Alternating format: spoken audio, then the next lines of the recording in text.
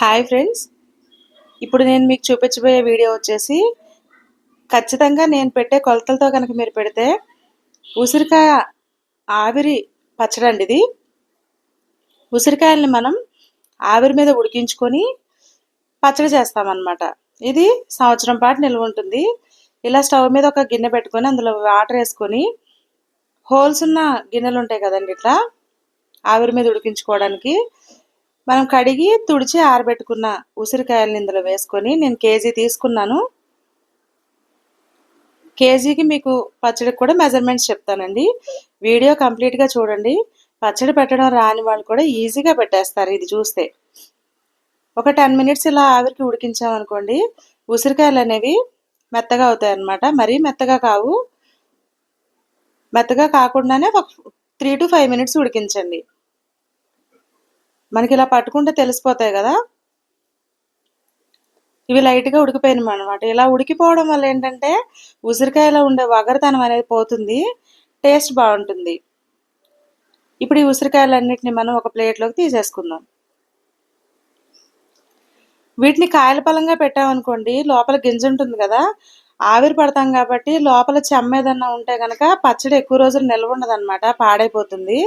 మనం సంవత్సరం రోజులు అంటాం కానీ ఒక కేజీ అలా మనం పెట్టుకుంటే, ఇప్పుడు మన ఇంట్లో ఎవరైనా పిల్లలు హాస్టల్లో ఉన్నా లేదంటే ఎవరైనా జాబులు చేస్తూ బయట ఎక్కడన్నా ఉన్నా సరే ఇవి మనం పెట్టించాము అంటే వాళ్ళకి ఇంచుమించుగా ఒక 3-4 మంత్స్ అన్నా ఉండాలి కదండి.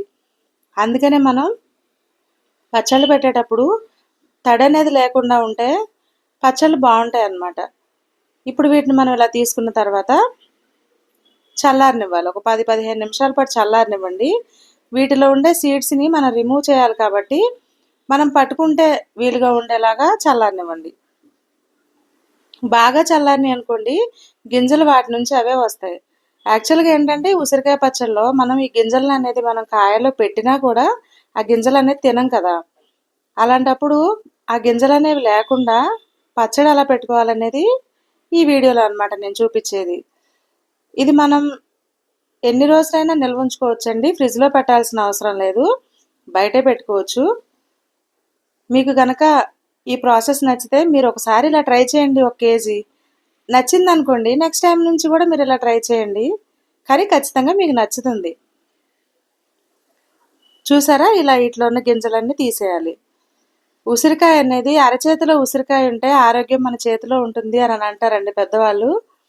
అది చాలామందికి తెలిసే ఉంటుంది, నేను కొత్తగా చెప్పాల్సిన అవసరం లేదు. మీరు ప్రతిసారి ఉసిరికాయలు తీసుకోవడానికి ట్రై చేయండి. మీ హెయిర్ అనేది ఏమైనా జుట్టు ఊడుతుందనుకోండి, హెయిర్ ఫాల్ కంట్రోల్ అవుతుంది. అండ్ కొత్తగా కూడా మీకు హెయిర్ అనేది వస్తుంది, స్కిన్ కూడా బాగుంటుంది. మనకి హెల్త్ పరంగా అయితే చాలా ప్రయోజనాలు ఉంటాయి అన్నమాట. ఇవ్వండి, గింజలు తీసేసాం కదా, ఇప్పుడు వీటిని ఇట్లా విడివిడిగా చిన్న చిన్న ముక్కల్లాగా తీసుకొని పెట్టుకుందాం. మీలో ఎవరికి ఉసిరికాయ పచ్చడి అంటే ఇష్టం? అండ్ ఈ ప్రొసీజర్లో పెట్టే ఉసిరికాయ పచ్చడి మా నానమ్మ వాళ్ళు పెట్టేవాళ్ళు, అమ్మమ్మ వాళ్ళు. నేను వాళ్ళ దగ్గర చూసి ఇది ఇలా పెడుతున్నాను. మీరు కూడా తిన్న ఎక్స్పీరియన్స్ ఉంటే కనుక కామెంట్ చేయండి. ఇలా తీసిన ముక్కలన్నిటినీ కూడా ఒక క్లాత్ తీసుకొని దాని మీద ఆరబెట్టుకోవాలి. ఫ్యాన్ గాలికి ఒక 1/2 అవర్ అలా ఆరబెట్టండి. ఇందులో చెమ్మంతా పోతుందన్నమాట. ఇప్పుడు వీటిని చిన్న ముక్కలుగా కట్ చేసుకుందాం. నేను చాలా పెద్ద ఉసిరికాయలు తీసుకున్నాను. ఇవి పొడవుగా ఉన్నాయి, ఊరితే కొంచెం మనకి తినేటప్పుడు ముద్దకు ఒక ఉసిరికాయ ముక్కన్నా వస్తుంది కదా. చూసారా, ఇలా కట్ చేసేసి పెట్టుకున్న తర్వాత వీటికి తడి అనేది ఉండదన్నమాట, ఇంకా పచ్చడి కూడా నిల్వ ఉంటుంది. ఇప్పుడు వీటన్నిటిని తీసుకొని మనం ఒక గిన్నెలో వేసేసుకుందాం.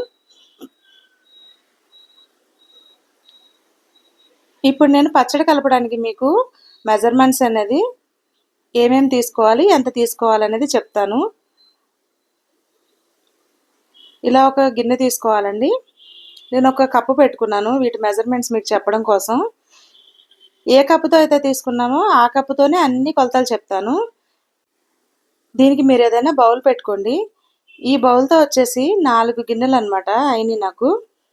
4 గిన్నెలు అవగా ఇంకొన్ని మిగిలినాయండి. కొంచెం మిగిలినా కూడా ఇందులో వేసేసుకోవచ్చు, ప్రాబ్లం ఏం లేదు. కొలతల్లో ఏం తేడా రాదనమాట. ఇప్పుడు ఇందులోకి పచ్చళ్ళకి మనం ఆడించుకుంటాం కదండి తక్కువగా ఉండే కారం, అది 2 బౌల్స్. అంటే 2 బౌల్స్ ముక్కలకి 1 బౌల్ కారం వేసుకోండి.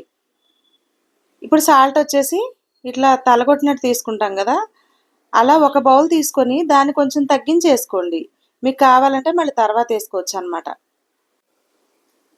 ఇప్పుడు ఇందులోకి 1 స్పూను ఆవపిండి, అర స్పూను మెంతిపిండి వేసుకోండి. ఇవి వేసిన తర్వాత ఇంకా మనం దీన్ని పచ్చడిని కలిపేద్దాం. కారం తక్కువగా తినే వాళ్ళైతే కనుక 1 కప్పున్నర కారం వేసుకోవచ్చండి. ఎందుకంటే ఇలా వేసుకుంటే మనకు ముక్కలకి కారానికి గ్రేవీ సరిపోతుంది అనమాట. ఇప్పుడు కాచి చల్లారబెట్టిన నూనె 1 పావు కిలో వరకు నేను వేసుకున్నాను ఇందులో. ఇది నిల్వ ఉండేది కాబట్టి కొంచెం ఆయిల్ ఎక్కువే వేసుకుంటే తర్వాత మనం మళ్ళీ తాలింపు పెట్టుకుంటాం కదా, అప్పుడు ఆయిల్ మళ్ళీ వేసుకోవచ్చు. ఇంతేనండి. ఇలా కలిపేసి మనం మూత పెట్టి పక్కన పెట్టుకోవాలి 3 డేస్. పొద్దున్న సాయంత్రం ఒక్కొక్కసారి స్పూన్తో కలుపుతూ ఉండండి, అలా వదిలేయకుండా. 3 డేస్ తర్వాత దీనికి ఇప్పుడు మనం తాలింపు ఎలా చేసుకోవాలో చూద్దాం. పచ్చిశనగపప్పు, ఆవాలు, మినపప్పు, వెల్లుల్లిపాయలు, కొద్దిగా జీలకర్ర, కరివేపాకు, కొంచెం ఆయిల్ వేసుకొని వీటన్నిటిని తాలింపు గింజలన్నీ అందులో వేసుకొని, వెల్లుల్లిపాయలు కావాలంటే ఎక్కువ కూడా వేసుకోవచ్చండి. నేను తర్వాత వెల్లుల్లిపాయలు తీసుకొచ్చినప్పుడు వేసాను. ప్రజెంట్ పచ్చడి పెట్టేటప్పుడు ఎక్కువ లేవన్నమాట. నేను తర్వాత కలుపుకున్నాను తీసుకొచ్చుకొని. మీరు కూడా ఈ టైంలో ఉంటే అప్పుడు వేసేసుకోవచ్చు.